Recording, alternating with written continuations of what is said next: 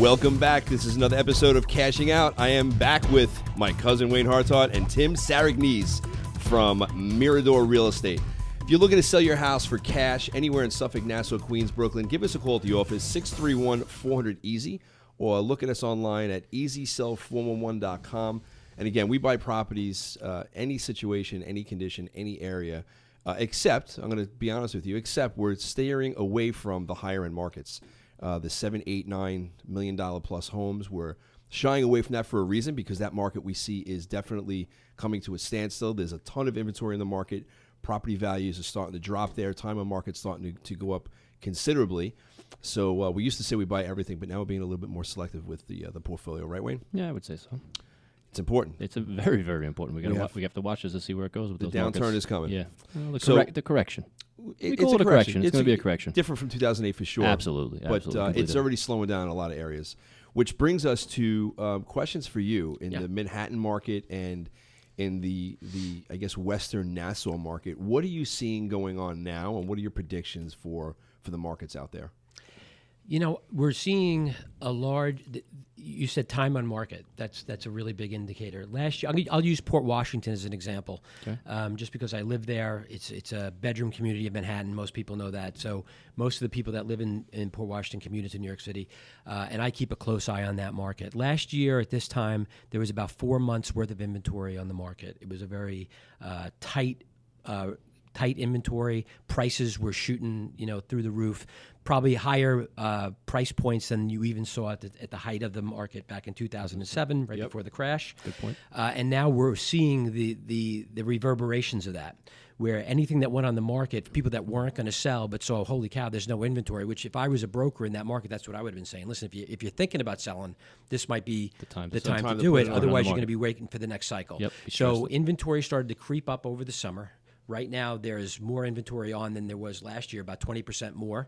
But there's still it's less than a typical year in the years preceding that. But the difference is that the prices are so much higher because people are throwing the prices too far down the road, thinking that the market's going to run and meet it. Mm-hmm.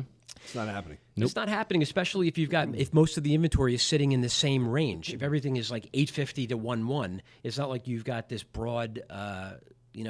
Like a pastel, a big board of different price points, 3 and 4, 5 and 6, 7 and 8. There's nothing on the market. You don't even get anything like that in that town. Nothing over there. Yeah. Right. So you're pretty much attracting the same buyer. Mm-hmm. And that's, isn't that interesting? It's like when you're marketing something, I do traditional brokerage too.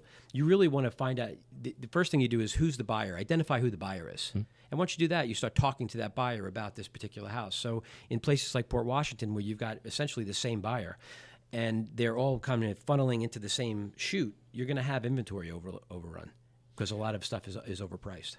Where's the property we have out there that we're about to build, Wayne? What area is that? That's Manhasset. That's Manhasset. That's right in my It's right in this neck of the woods. Port Washington. Yeah, it's right by the town, Hillside Avenue. You could walk right to the train station right there. Well, we're analyzing it. We're seeing there's a dip, and it's happening. And the way we're forecasting this thing out, it's not going to look good in the next year and a half in that area at all. Our view. And we used a similar comp right down the street, about 9 houses away, but that closed 18 months ago. Right. And the market. How many square foot are you going to build there? So it's 2,500 square feet. It's a 50 by 100 lot. Knock down an old colonial and put a 2,500 square foot 4-bedroom, 2.5 baths. So you guys going to try to get 1.6 there?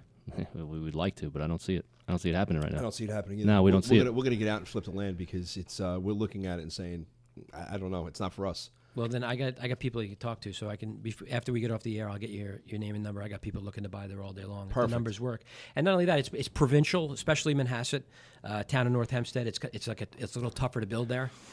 You got to have guys. Yeah, as you hear me go.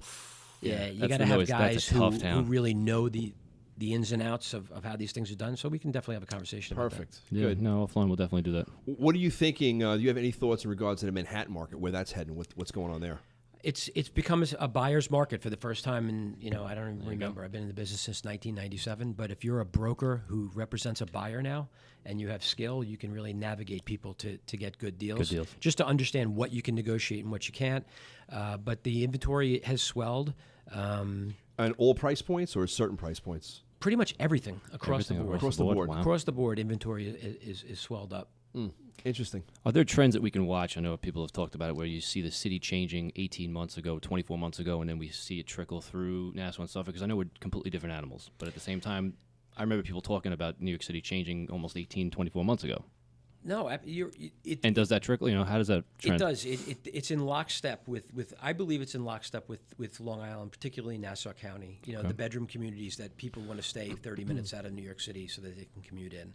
Definitely parts of Brooklyn. There's parts of Brooklyn that are actually more expensive per foot than parts of Manhattan. I've heard listen, Williamsburg, right? You're looking at an apartment out there for 1,000 square foot, $5,400 a month, overlooking the water. That is a ridiculous number. It is. It's a ridiculous number, and it's Manhattan prices. It's Manhattan prices, and there's there's certain indicators as to what happens. I just think that there's a lot of inventory being built, right? So you've got parts of the Hudson Yards. Most of this is rental inventory, but there are condominium inventory being built there too. But if you're going to offer somebody, Manhattan is a very unique place, right? You got people starting their careers, people starting their college, people coming on vacation, people that want to pied-à-terre, people that want to retire there, people that want to start their career there. There's a lot of transactions. It'll never kind of just. It's just about values and where the transactions are, but it's a dynamic market. But if you're building hundreds of thousands of square foot of rental property on the Hudson Yards and Riverside Boulevard, right? For people who are going to be able to come into Manhattan and live in a 2-bedroom apartment with free month. They're giving free rents. Oh, yeah. How they're underrating these buildings. Yep, it's back so they're giving, to that. So why am I going to buy, $1 million 1-bedroom or studio? I'm not getting the tax benefits anymore. No, that was wrong. No, right? yeah. It's capping at $10,000. Meanwhile, if you were a person, you were making $125 as a starter at Cravath as a lawyer, you get a little money from your parents, you buy a 1-bedroom condo. Now you're hedging a lot of your tax. You're saving taxes, your real estate taxes, your mortgage recording. Yep. Your mortgage interest tax. But now you're capped at $10,000. Yeah. It's not good. It's not good for the regular home buyer and that's why we think the higher end market out here in Long Island is starting to get hit because of that one tax law. Listen, he did a lot of great things, but that one thing didn't help. East Coast, West Coast did not help, man. In the metropolitan areas, it's killing us. Yeah, and as you know, any house that's over $600,000 on Long Island, it's got $18,000, $24,000, $30,000 a year in taxes. Right. So why is $1 million a mansion tax? I mean. That's got to go too. It's got to go. So you're getting hit for that. So a jumbo mortgage. Why would a jumbo mortgage here be the same? Point. I mean, they changed it a couple of years ago. I remember in San Francisco they raised the jumbo mortgage. For the Santa Clara area. Get closer to your mic. No, here. Right, yeah, you. Oh, I'm sorry. I'm starting to get comfortable. I'm leaning back. See that? He was like, "Let me put my feet up." But as far as my predictions, that's great. I honestly, I don't know. I don't really have any hard and fast predictions. It's just that it's going to be a guess. I mean, we're all guessing, right? We're all guessing at this thing, and whoever comes out on top and says, "Hey, told you so." 18 months ago, he said that. Well, I think part of what I want to transition into, and what I'm seeing is that there's going to be a lot more people renting. So I think buying, especially with the millennials, buying and holding. Yeah. They're a little different. I mean, you see what's happening on Long Island. All the Long Island Railroad hubs. The Farmingdales, booming. The Amityvilles, booming, Patra, you got booming. RXR, you got the Albany's group. Everyone's building because the people are going to stay. But as people, I think renting, buying and holding, if you can do a little bit more of that into your business plan, I think it's going to be smart because I think people are going to not be able to afford to get mortgages. They're not going to be able to afford the acquisition costs. And we all know that it takes a little bit of a while for the market to shake out where values start coming down, where people can be able to afford to buy again. Yeah, they're forecasting that the whole rental market's going to be big with the apartments. The single-family houses scare me. Yes. You have all your eggs in one basket. Somebody loses a job. They get laid off. Who are they not going to pay? The landlord. You have That's 200 right. units, and if 10% of them, for God forbid, the market turns upside down and they're not paying, you can still at least continue on. But if you have a single family, it's hard, man.